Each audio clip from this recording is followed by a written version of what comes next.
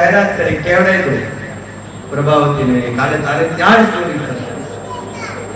હવે પ્રભાવતીનો પુત્ર એ પાછો ભગવાનના મંડળમાં, ભગવાને એને બોલાવીને કહ્યું, અહીંયા તારી માં પાણી ભરવા માટે કેટલા વાગે જાય છે? બોલે કે એટલા વાગે મારી માં પાણી ભરવા માટે જાય.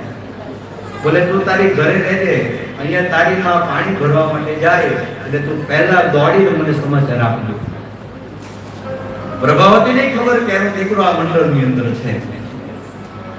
એને ઘરની અંદર આવ્યા, માખણ તૈયાર કર્યું, ઉપર મટકી બાંધી, એની અંદર માખણ મૂક્યું અને પોતે પોતાના દીકરાને એમ કીધું કે બેટા હું છે ને પાણી ભરવા માટે જાઉં છું એમ કહી અને ખાલી પાત્રો લઈ બેડું લઈને બહાર નીકળ્યા.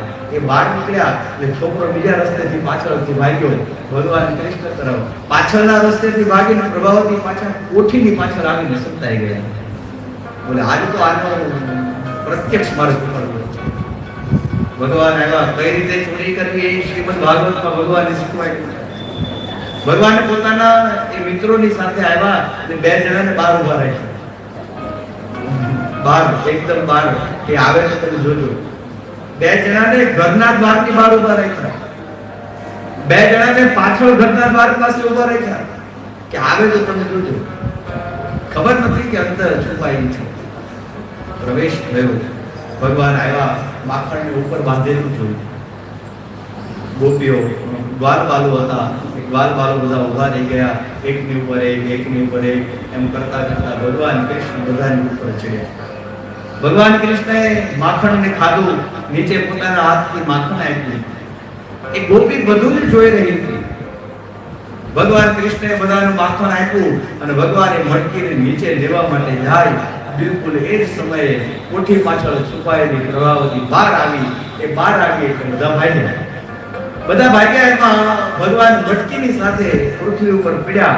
થયું એવું કે મટકી ફૂટી, માખણ વિખેરાઈ ગયું. ભગવાન દોડવા ગયા તો પગ લેપ્સું, ભગવાન પડ્યા. ભગવાન પડ્યા એટલે પ્રભાવતી હાથ પકડી લીધો. હા, આજ કે હાથમાં આવ્યો છે. તારી માને અમે ફરિયાદ કરીએ તો તારી માં માનતી નથી. હવે તો મારે તને આ જ રીતે માની પાસે લઈ જવાનું છે. તારી માને ખબર પડે કે એનો લાલો કેવું કરે છે. ભગવાન કૃષ્ણ કહે કે જો તું કહે ને હું બધું જ કરું, પણ તું મને આ વખતે જવા દે. બીજી વાર તારા ઘરે ક્યારેય ચોરી કરવા માટે નહીં આવું. પ્રભાવતી કે ના, હાથ કરી અને ધીમે ધીમે નંદાલય તરફ એને લઈને આવે. ભગવાન કહે પ્રભાવતી જો હું તને શું કહું, તને તારા પતિના સમ છે, મને છોડી દે. બોલે તું ગમે એટલું કે આજ તો તને નહીં છોડું. ચર્ચા કરતા કરતા જતા હતા. એ જતા સમયે ગામનો ચોરો આવ્યો. ચોરા ઉપર એવો નિયમ કે લાજ કાઢવી પડે. પ્રભાવતીએ લાજ કાઢી એટલે ભગવાને કીધું કે પ્રભાવતી ભલે તું મને મા પાસે લઈ જા, મને કઈ વાંધો નથી, પણ તે જે મારા હાથને પકડ્યો છે ને, કાલે કદમના ઝાડ ઉપર હું ચડ્યો તો ત્યાંથી હું પડ્યો ને એટલે મારો આ હાથ છે ને બહુ દુખે છે, તું મારા બીજા હાથને પકડી લે. ભગવાન બીજો હાથ પકડાયો.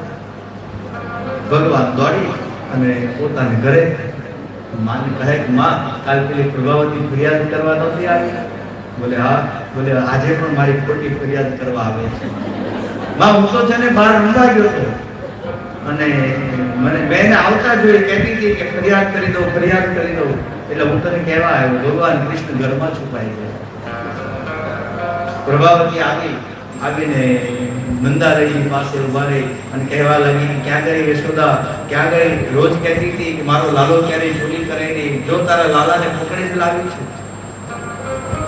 ઘણું બધું બોલવા લાગ્યા એટલે યશોદા ઘરમાંથી બહાર આવ્યા. આવીને યશોદા થોડી વાર થાય એટલે એ ગોપીની સામે જુએ, પેલો જે હાથ જેવો પકડ્યો છે એની સામે જુએ કે કૃષ્ણ તો અંદર છે, તું કોની ફરિયાદ કરે છે કે બધી તારે ત્યાં કોણ ચોરી કરવા આવ્યું? જોયું તો ભગવાન કૃષ્ણ અંદરથી આવ્યા.